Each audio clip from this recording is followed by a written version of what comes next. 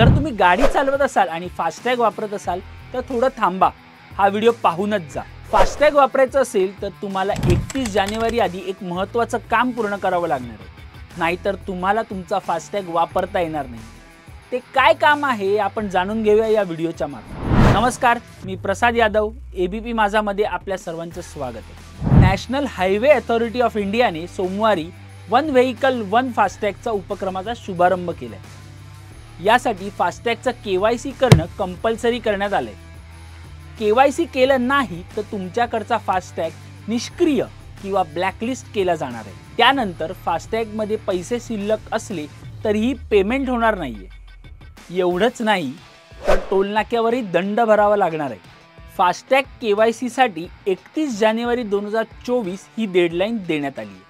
अनेक वाहनांना एकच फास्टॅग वापरणं किंवा एका विशेष वाहनांना अनेक फास्टॅग जोडण्यापासून रोखणं हा वन व्हेइकल वन फास्टॅग या उपक्रमाचा उद्देश आहे। 31 जानेवारीपर्यंत फास्टॅगचे केवायसी अपडेट न केल्यास ते ब्लॉक केले जाईल।